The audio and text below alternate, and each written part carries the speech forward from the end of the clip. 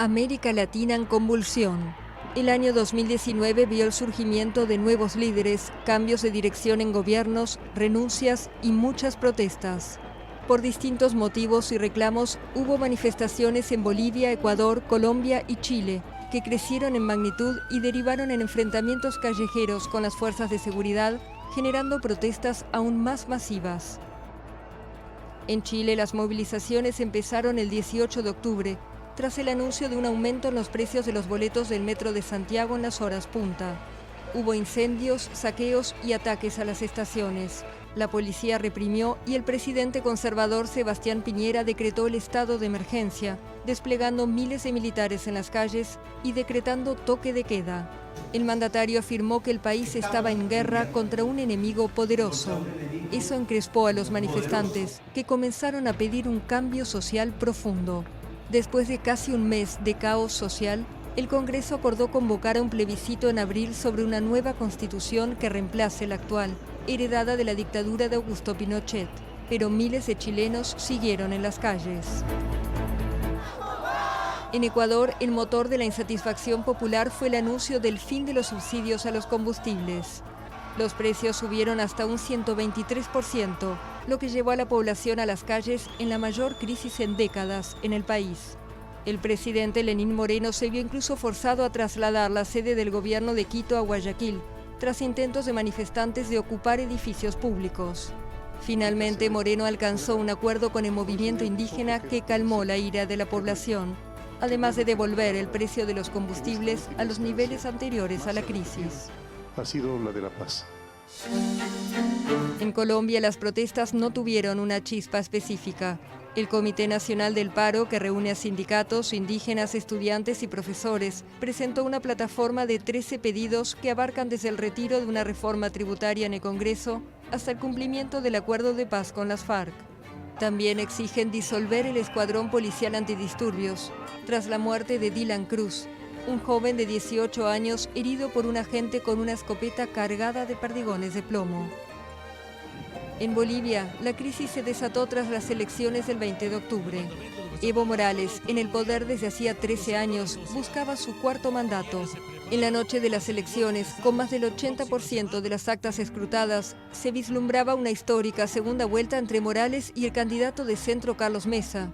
Pero al día siguiente la Corte Suprema Electoral otorgó una diferencia de menos de 10 puntos porcentuales a favor de Morales, cercana a la necesaria para una victoria de primera vuelta. Estallaron protestas en varias regiones, con saqueos, incendios y enfrentamientos con la policía. El 10 de noviembre, luego que la OEA considerara fraudulento el proceso electoral, el presidente anunció el llamado a nuevas elecciones. Pero las Fuerzas Armadas le sugirieron públicamente que renunciara. Y es lo que hizo finalmente Morales, en medio de ataques contra 2 ministros y el presidente del Congreso. Al día siguiente, la segunda vicepresidenta del Senado, la conservadora Yanine Áñez, se proclamó presidenta interina y anunció que convocaría a nuevas elecciones. Morales, en tanto, se exilió primero en México y luego en Argentina, denunciando lo que llamó un golpe de Estado. En Brasil, Jair Bolsonaro llegó al gobierno prometiendo todo tipo de cambios. Al igual que durante su campaña, su primer año al frente del gigante sudamericano estuvo marcado por las polémicas en el terreno nacional e internacional. Gran parte de las críticas tuvieron que ver con los incendios, producto de la deforestación, que quemaron regiones enteras de la Amazonía. El fuego fue visto por líderes internacionales como un ejemplo de desprecio por las normas ambientales de parte del mandatario brasileño, un escéptico del cambio climático. En noviembre, el expresidente Luis Inácio Lula da Silva fue liberado, tras 1 año y 7 meses preso. Había sido condenado a 8 años y 10 meses de reclusión por corrupción pasiva y lavado de dinero, pero recobró su libertad gracias a un cambio de las reglas del cumplimiento de penas por parte de la Corte Suprema.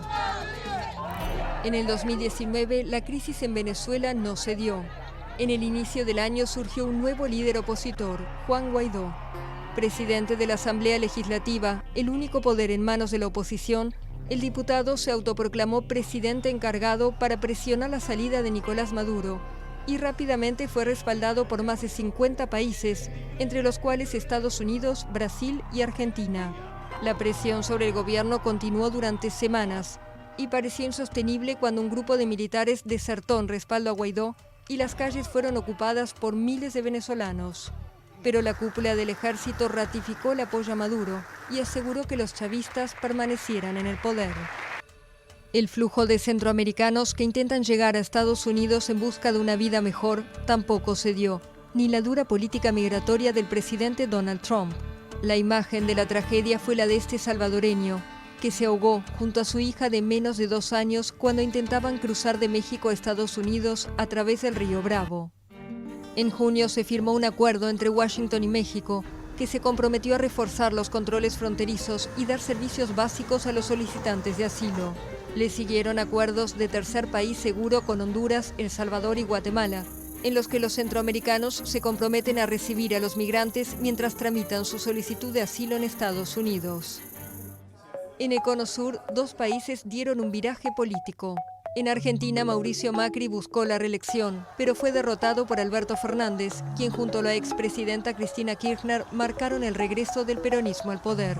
En su vecino Uruguay, una amplia coalición de partidos opositores, liderados por Luis Lacalle Pou de centroderecha, logró sacar el izquierdista Frente Amplio del poder después de 15 años.